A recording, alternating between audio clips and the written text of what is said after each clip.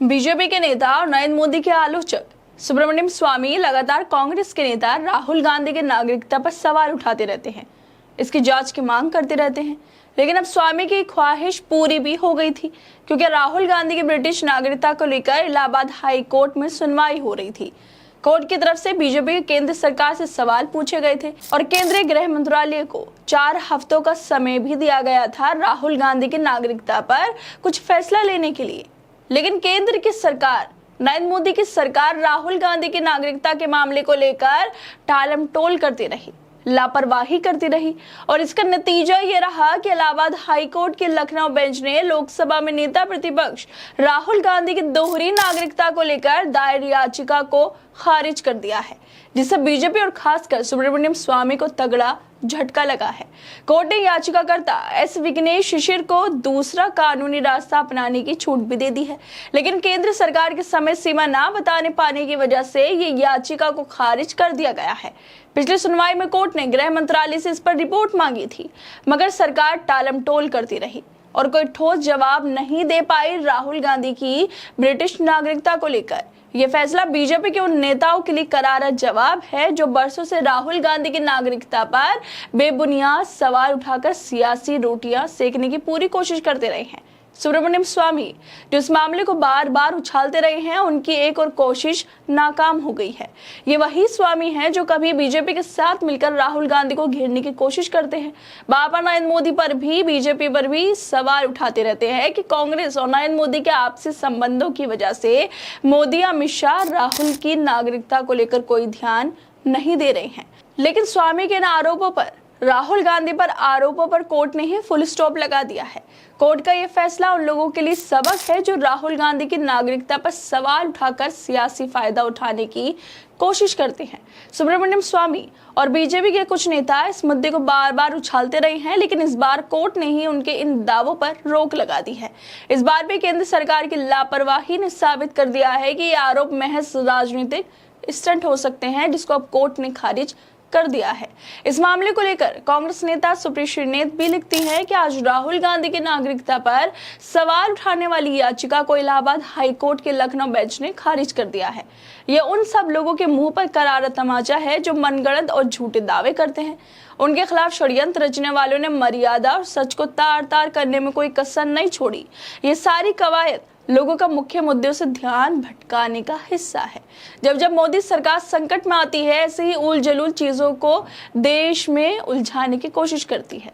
पिछले 10 सालों से संघी भाजपाई इस तरह की गिरी हुई हरकत लगातार करते हैं, बेबुनियाद आरोप लगाते हैं और हर बार मुंह की खाते हैं, लेकिन बाज नहीं आते।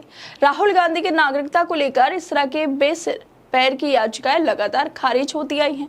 इसके साथ ही सुप्रीत श्रीनेत अपने इस ट्वीट में आगे लिखती हैं कि कब कब राहुल गांधी की नागरिकता को लेकर याचिकाएं खारिज की गई हैं। 2015 में सुप्रीम कोर्ट में याचिका खारिज हो गई थी। इसके बाद 2015 में ही इलाहाबाद हाई कोर्ट में भी याचिका खारिज हो गई थी। 2016 में सदन में सवाल उठा, जवाब दिया और मुद्दा खत्म। 2019 में सुप्रीम कोर्ट में याचिका खारिज हुई। 2019 में ही गृह मंत्रालय ने जवाब मांगा, जवाब भी दिया गया, मुद्दा भी खत्म हो गया था।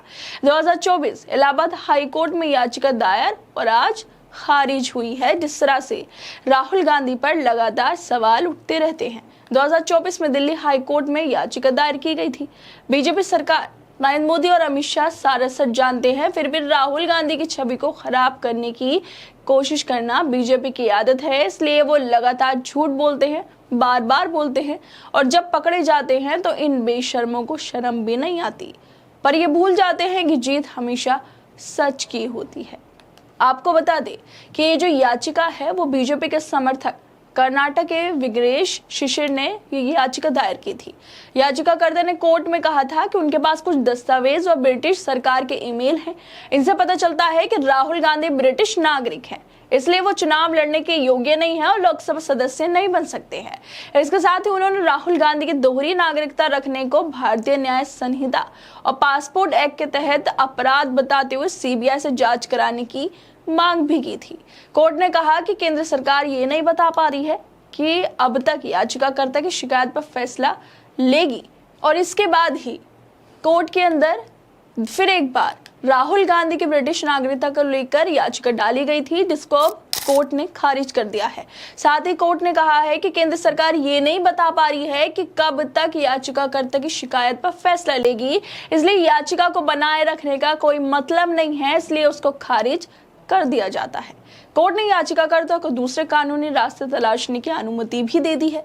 इस मामले को लेकर पत्रकार मुकेश कुमार भी लिखते हैं कि इलाहाबाद हाईकोर्ट ने राहुल की याचिका, जो नागरिकता से संबंधित याचिका को खारिज कर दिया है।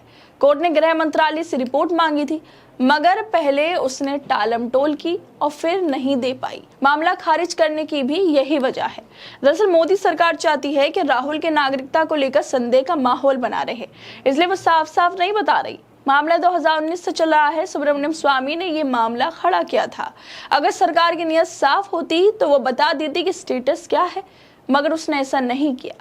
वैसे अब देखना ये होगा कि सुब्रमण्यम स्वामी की तरफ से अब बीजेपी को लेकर क्या ट्वीट्स आने वाले हैं। जिस तरह से जो केंद्र सरकार है वो राहुल की नागरिकता पर जवाब नहीं दे पाई है, अपने फैसले नहीं कर पाई है। राहुल की जो ब्रिटिश नागरिकता पर लगातार सवाल उठते हैं, सुब्रमण्यम सवाल उठाते हैं और ये भी कहते हैं कि नरेंद्र मोदी जानबूझकर, अमित शाह जानबूझकर राहुल गांधी की जो ये नागरिकता है इस पर कुछ नहीं बोलते हैं। लेकिन अब तो कोर्ट ने भी साफ साफ कह दिया है कि केंद्र सरकार के पास कोई जवाब नहीं है, इसी वजह से इस याचिका को नहीं रखा जा सकता, इसको खारिज किया जाता है। लेकिन अब देखना यह होगा कि सुब्रमण्यम स्वामी ये जो याचिका खारिज हुई है इसको लेकर नरेंद्र मोदी पर, अमित शाह पर क्या क्या सवाल उठाते हैं, उन्हें कैसे घेरने वाले हैं और क्या आरोप अभी वो लगाने वाले हैं। हर दोस्तों, आप लोग क्या लगता है इस वीडियो को लेकर? हमें अपनी राय जरूर दें और बाकी तमाम खबरों को देखने के लिए जुड़े रहिए हमारे साथ।